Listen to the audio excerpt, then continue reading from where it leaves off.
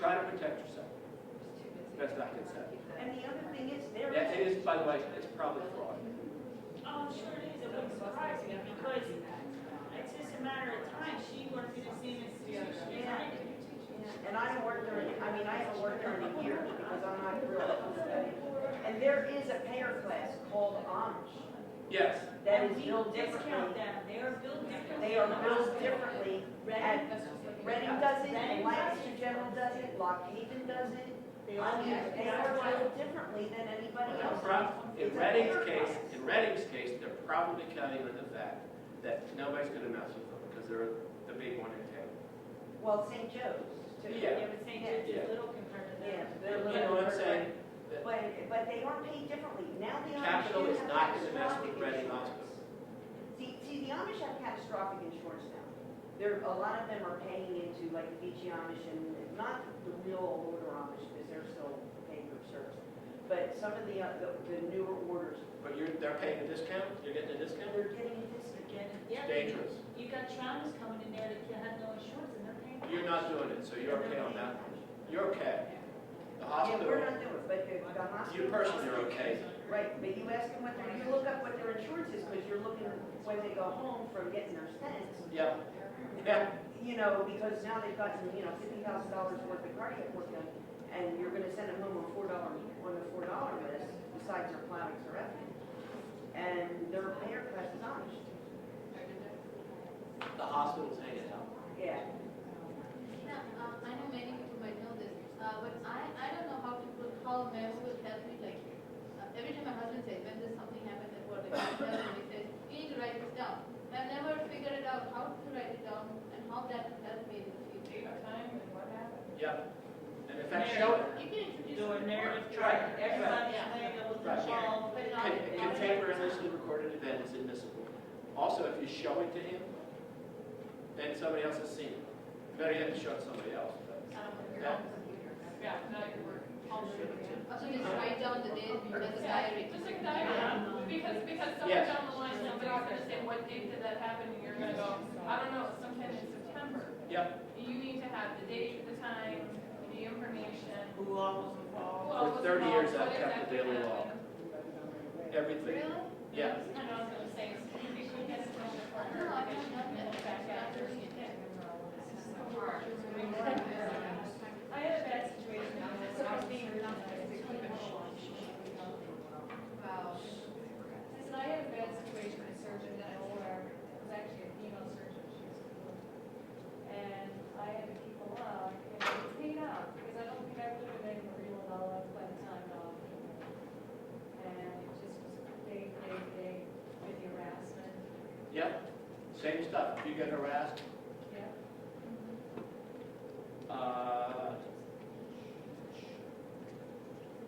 Well, How- I was just writing in a diary, so it's the same way? yes. How you get paid and when you get paid should be very clear. This contract says that you get paid according to a fee schedule, which is not attached to this agreement and which can be changed at will by Blue Cross at any time. When they change their fee schedule, you have to write either to accept it or to tell them within 30 days that you're terminating. And it doesn't say how fast they'll pay you here, by the way. Okay?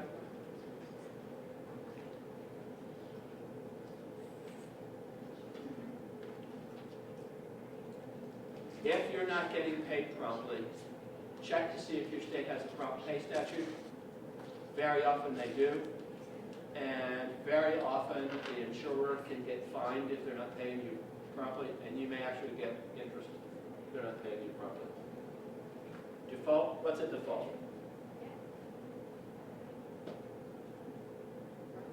Or breach? Breach or default? If somebody violates the terms of an agreement. Okay? That ought to be spelled out clearly, and that should include the right to terminate the agreement if people violate it. This agreement says nothing in Blue Cross defaults under the agreement, but it does say that there are about 40 things that if you do wrong, they can terminate the agreement, right? Including letting your license lapse. They require you to carry malpractice insurance in this agreement. Suppose you can't get it. You're done. Do they Right. put limits in there as well, what your limits have to be? No.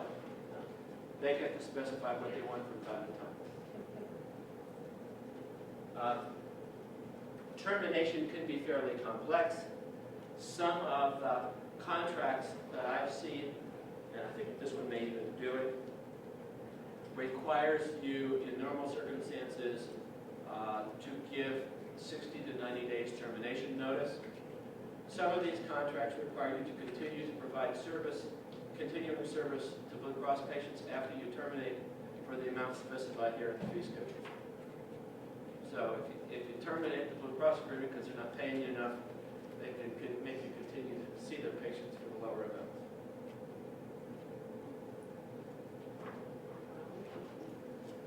Know anything about assignment of benefits? Two sides to the coin. Suppose, this is Blue Shield of South Carolina. Suppose they sell out to WellPoint. Can they assign this contract to WellPoint? Yes. In fact, you could sign an agreement with an insurance company, they can sell out the next day, and you can find yourself working for somebody else.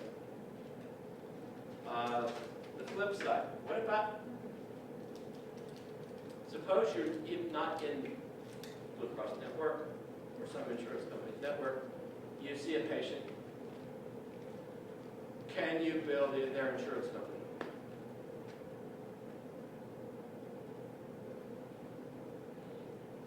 Yes. You can try. No, you can't.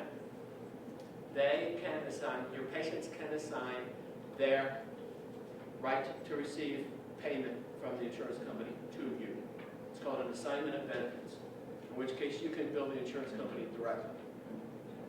So, do you have these? You have assignments? You can get patient assignments and bill the insurance company, rather than having to bill your patient. Or you can make them pay in cash, and they can bill the insurance company, which more and more people are doing all the time because insurance companies are doing weird stuff. Okay? You have a right to receive a patient assignment. Many of the Blue Cross contracts forbid that assignment, by the way. So assignment is an issue in these.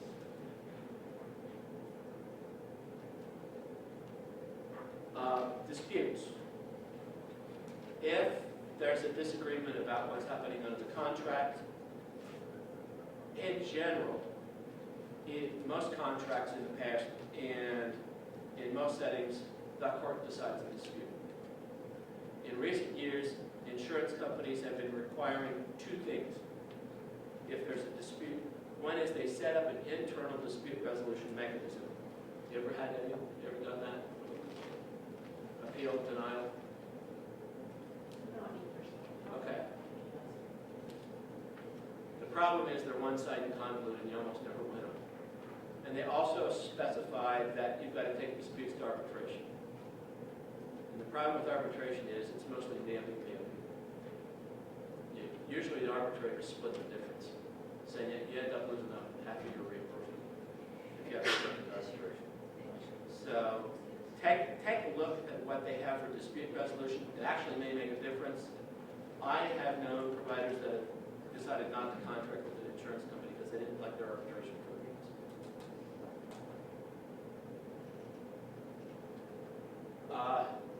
You may see terms in a contract that are called miscellaneous, under a heading called miscellaneous. Beware. Very often they're not really miscellaneous. I have seen something called force majeure clauses buried in the boilerplate of the contract. Force majeure says that in the event of fire, flood, earthquake, blah, blah, blah, we can do nasty things. Unless you think that that happened, it happened in New Orleans. So the insurance companies in New Orleans, yes, they can terminate the contract or not pay you in the event of an emergency. They just sent that out in the news this morning about cover for earthquake insurance here, and that we need to put a rider on your house. You just heard this morning. Is it true? I'm like, That is probably true. great, so if you got any damage from the earthquake or anything like that, you can't, it's not covered by your Well, that's just like in Wisconsin, we're Oh, not that's covered for wild. hurricanes. covered for hurricanes. We've never had a hurricane in this It's town. ridiculous. Nobody has a It ought to be ride. cheap. But we don't have it. Oh, geez. And a lot of people, when we had the floods, a lot of people were covered in floods. Yeah, I hear you. Governing law. Remember I talked about the prompt payment provisions? State laws differ on prompt payment provisions. State laws differ on appeal procedures. You know, if you get denied payment, state laws differ all over the place. Multiple state insurance companies can specify that the contract's governed by the law of Utah or Delaware, and you may not like what that law is. So the miscellaneous provisions can bite you. Yeah, malpractice coverage, I claim is dangerous. That market's very volatile. For you guys, it's okay, I think.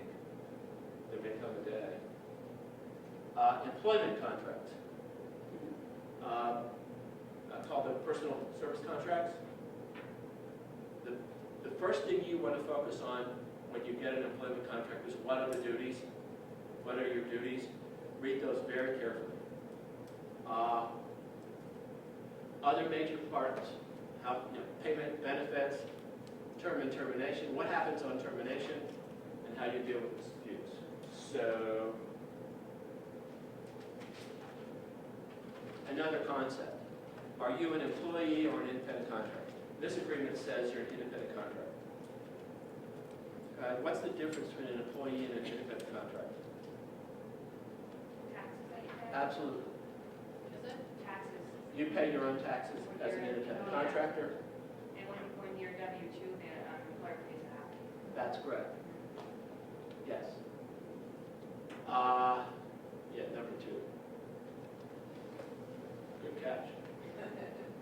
Be careful that what you think may be an employment contract is not a partnership agreement. I don't think it was anybody in here, but somebody recently said,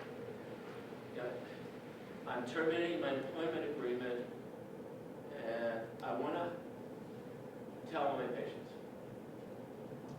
And she said, they're kind of reluctant to let me tell the patients. And so I started talking to her and she said,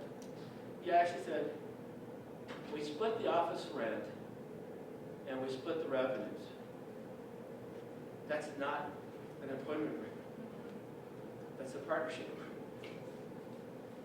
So the problem with the partnership agreement is that as a partner, you're liable for all the debts of the partnership. So if you think you're an employee and they're not paying the rent, you're a partner, and the whole thing falls apart, you may end up paying the rent, back rent, stuff like that. So be real careful about how all that's structured. Okay. Duties are things you're asked to do. One of the things that I'm starting to see in these agreements is numbers of patients that people need to see. And that kind of worries me, because that's not all dependent on you. Patient safety stuff may be spelled out in these agreements. I forgot what I mentioned in your deals. For the employer, the main duties are payment and timing. I very rarely see in an employment agreement anything specified about what I'll call the workplace. In other words, what are the conditions of your office? What is the support that you're going to get? And that stuff can be really, really important. That is a very good. I think a safe workplace is something that ought to be spelled out as an employer duty, flat out. How about safe staff and work on the track? I did this in my last, in this contract that I'm in now. I put in a big piece about not only patient safety, but safety to me. Yes. And I also spelled out patient acuity, which I spent a lot of time, because it's your patient acuity that keeps you behind all the time. Absolutely. And so I actually spelled all that out, and I said, when I get these kind of people, I have to have so much time to see them.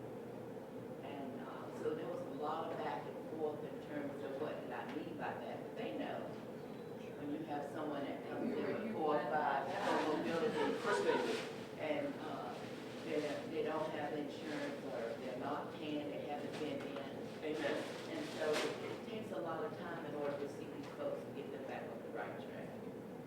see, so I spelled all of that out. I was taken advantage of before, So you learned the hard so way. I learned the hard way. I will never go that way again. One thing that I will never allow in the contract, and we have it in our quick care contract, is that our employer in quick care will not allow ourselves to call ourselves doctor. They That's in changed your it- contract? They changed it though, because they just had me sign a new collaborative agreement, and it did change to that if you hold a DNP, you will notify your patients that you are not a doctor of medicine. Oh, is that in our you are a collaborative doctor of agreement? nursing practice. Fine. So the state Is that in our changed, and then I agreed to sign it, but Fine. they made a Is that in stride. our new agreement? That's in the new collaborative agreement, yeah. Well, see, there's a good one. There is one step in the right direction. But that's exactly, I could verbatim. That was in our old Like contract. instantaneous memorization of that line. Yeah, because they can kiss you nowhere about getting any DMP. You know, it's really amusing to me. Behavioral health psychologists call themselves Dr. So-and-so. All the time. All the time. All the They never time. have to Well, the be. MDs call them doctor. Absolutely. My cousin's a Absolutely. biophysicist, Dietitian PhD in too? biophysics, she's a doctor. I doctor. I can always optometrist, yes, straight, society, these things. Oh. When I get some of those, and I get some of those who do that, I tell them, you may please call me doctor, I think for a living instead of doing procedures. Oh, that's a good one, I like that. I can get new procedures. Please try to think before I do it, but no, well, In sometimes. fact, I built this simulation once upon a time. Anybody from New York State College? Pine Grove Mills Medical Clinic and Auto Repair Shop. Oh, gosh, Center County. When doctors weren't busy seeing patients, they could fix cars. You're up there with I earthquakes. was surprised, and our doctors in It was a joke. They took it. You're up there with hers laying around. They Like do you're many, just- they're amazing, Yeah. they do many, like they are butchers, they are agriculturists, they repair autos, like they do everything. Oh, I used to work with a nurse at the bedside in the ICU that she had a PhD. Yeah. She was not a nurse practitioner, and she would go in the room and introduce herself as Dr. Smith, with absolutely no qualification. And Dr. Smith was going to be taking care of these things in the ICU. Patients thought they had their own private physician. But she's PhD, right, so she. She was a PhD. She was a real doctor. It's a joke. Payment and benefits, salary obviously, right? Guarantees. Do you have guarantees? Guaranteed salary? Bonuses. You got bonuses? I don't take away from pension? How about, do they pay for your continuing education? Do they pay for this? I got a question about that. Yes, We have a question about that. Uh-huh. Is there any way to get around the, because they just, my hospital was gonna, I finally got them to pay for this. Cool. So they gave me 2 checks to cover when I handed in my grade and my bill, then they wrote me a check. Okay. So when I'm down here, I'm supposed to get my 3rd check, and they said, and then I called them like, how come I'm not getting it? And then they said, well, we just found out that that was illegal to do it that way. We have to now put it through, if it's greater than 5,000 per year, then we have to put it through your paycheck. because at 51, 50. Put it through what? Actually put it through my paycheck, and then I'll True. have the whole. Yeah. Yeah, it's not taxed, it's So they tax pay free. taxes. Yeah. You won't, but No, now it's there's no tax. tax taken out of that. Yeah. It Right. shows up on your pay stub, but down at the bottom it says educational expenses or $5,000. Right, so really, Yeah, but instead over a of, certain amount, they're taxable. Yeah, Right. right, It's oh, like no, ours is $5,000. up to 4, but, and they cut it in the same paycheck, but that $4,000 they reimburse you for it is not taxed. You can It's not withheld. It's not withheld at that time. That's It'll be not- taxed later, That's wherever right. you declare it, That's what I'm but saying. initially you get that whole front. Okay, without the withhold. Okay. just say that again, because now I'm not gonna get my. They're saying they need to put it up and put it through and withhold. After so much Okay. time, you put it through. And they're probably right. Okay, but so that means though, I'm really not gonna get my 5,200, right? It's not You like may, the you're gonna have to pay tax on it. Up front. You're gonna You're gonna have to pay tax. tax up front. Okay. I'm getting really good. Okay, so my company, they have, requirements about how they pay, and it's the federal, the 5250, okay? So they say you cannot, submit your request for reimbursement until you get your grades in, which is like second week of December, whatever. Okay. So I sent them in, they got them before the end of the year, but they didn't pay till January 1. Yes. So now they're not counting it for last year. They're counting it for this year, which means. So I have the same problem. Oh, that's not right, no. Cheated out of. Yeah, to be honest. That's bull. They've got it by the end of last year. Yeah, what do you want to do about it? I tried, I went to the I tried vice too, president of HR, I sent in things, and Do you have any kind of grievance mechanisms? Employee grievance mechanisms? Check. I was told So you've got a grievance mechanism.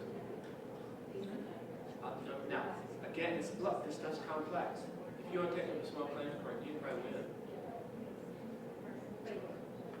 Probably gonna fire Then you. you know what, so that, so at the end of this year, at the end of next year, at the end of this year, so then she gets paid in January, even though we're gonna be, You get the once we benefit done. for this You're wait till fall. like when we graduate. It'll catch her at We the can end submit though. that till like the end of December and then get paid. But you have to do it within 30 days of getting your grades. So there is, believe me, I thought of that too. No, look, this year, you'll get for next year for this year, right? The problem is, next July, are they gonna deny you because you're over the amount for yes, the year? See, it's gonna catch you at the end. it will, right. Okay? So they won, like they. Well, unless you want to fight them. But yeah, they screwed you out of dollars X. Exactly. John Hopkins did the same thing to me. That's why I called him and said, I have the same Gee, issue. I'll bet you've got some kind of grievance mechanism.